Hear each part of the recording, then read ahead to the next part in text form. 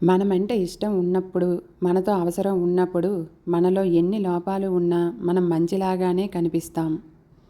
అదే మన మీద ఇష్టం తగ్గిపోయిందనుకో, లేక అవసరం తీరిపోయింది అనుకో, కారణాలు దొరకకపోయినా ఏదో ఒక తప్పు వెతికి వెతికి మరీ దూరం అవుతారు. అదేం విచిత్రమో కదా! నిజంగా మనమంటే ఇష్టం ఉన్నవారు, బంధానికి విలువని ఇచ్చేవారు, మన తప్పులు 100 ఉన్నా కూడా మనతో కలిసి ఉండేందుకు కారణాలను వెతుకుతారు. అదే మనల్ని వద్దు అనుకున్నవారు మనది ఏ తప్పు లేకపోయినా ఏదో ఒక తప్పు కారణంగా చూపించి వదిలించుకుంటారు. మనల్ని మోసం చేసిన వారిని ఏనాటికైనా మనం మర్చిపోగలం. కానీ మనల్ని మోసం చేసిన వారు మాత్రం మనల్ని ఎప్పటికీ మర్చిపోలేరు. ఏ దెబ్బ తగిలినా ఉసురు తనని తాకిందని ఉలిక్కి ఉలిక్కి పడుతూ ఉంటారు. పైకి మేకపోతు గాంభీర్యమే వాడిది.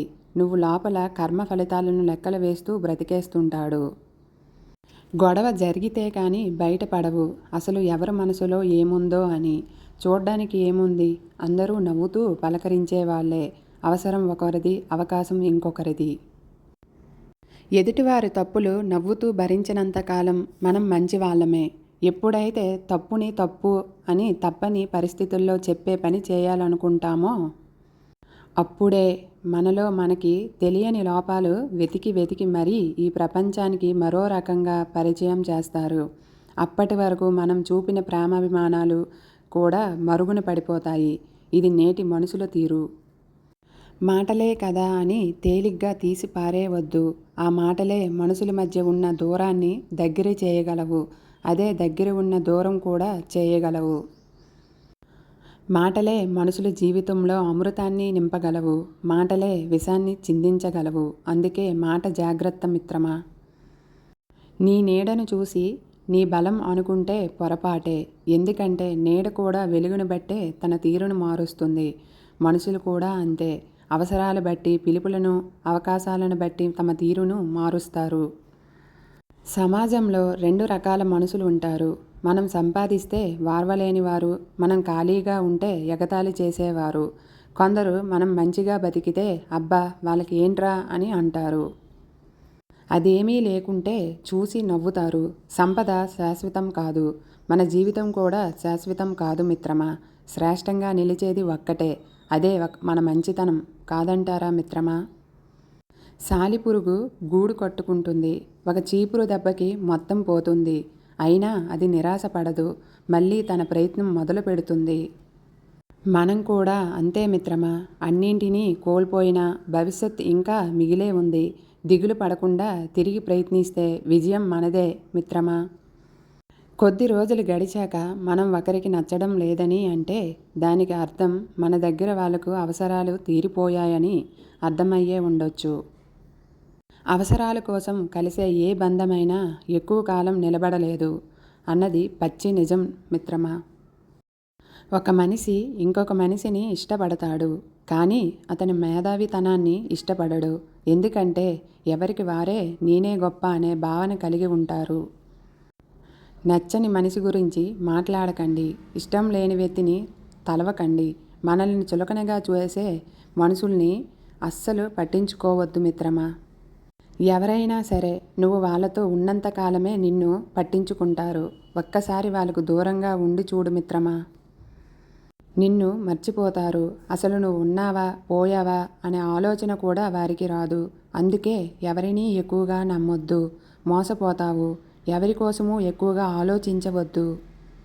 వాళ్ళకి అలసైపోతావు. ఎక్కువ విలువనివ్వద్దు. గౌరవాన్ని కోల్పోతావు. ఎవరినీ ప్రశ్నించకు. శత్రువు అవుతావు. ముందుగా నా వాళ్ళని ఆలోచించడం తగ్గించు. ఎవరి నుంచి ఏమీ ఆశించకు. అప్పుడే నీ జీవితం చాలా అంటే చాలా బాగుంటుంది మిత్రమా.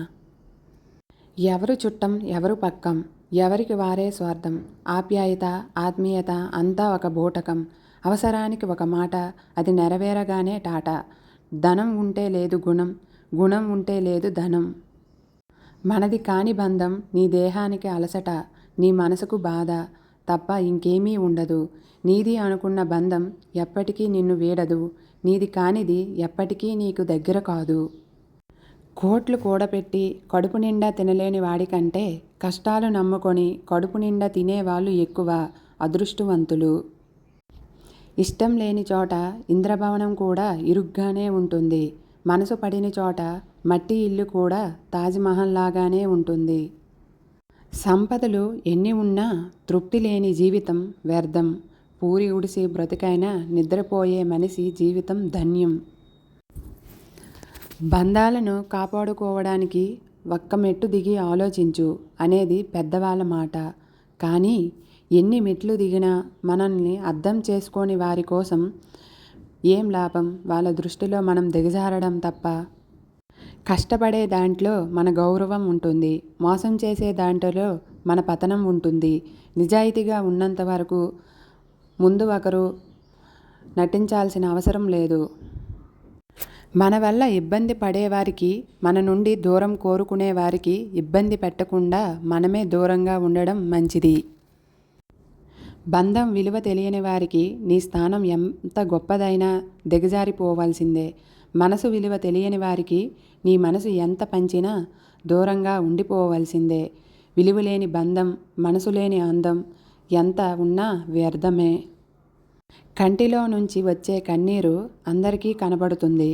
కానీ గుండెలో ఎంత బాధగా ఉందో ఎవరికీ తెలియదు.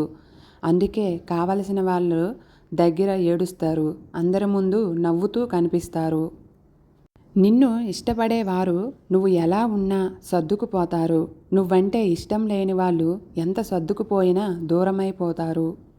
అలాంటి వారి గురించి ఆలోచించి నీ సమయాన్ని వృధా చేసుకొని నీ మనసును బాధ పెట్టుకోకుండా ముందుకు వెళ్ళు. విజయం నీ కళ్ళ ముందు ఉంటుంది. గెలుపు అని భావించే వారికి ఎదురు చెప్పకండి. నిజానికి ఆ వాదనలో న్యాయం లేదని వాళ్ళకీ తెలుసు.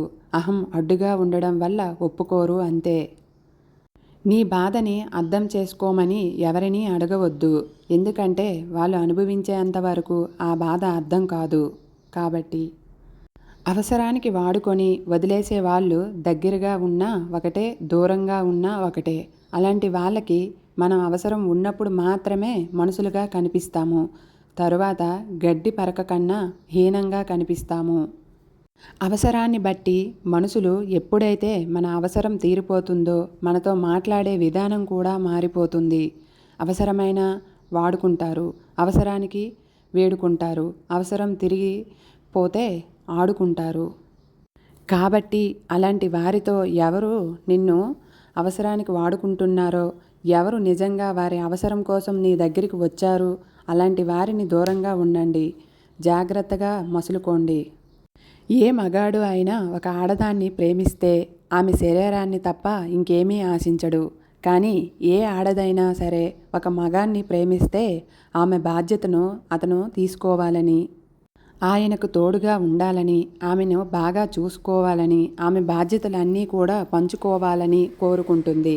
అలా ఉన్నప్పుడు ఆడది మగాన్ని తొందరగా ప్రేమిస్తుంది.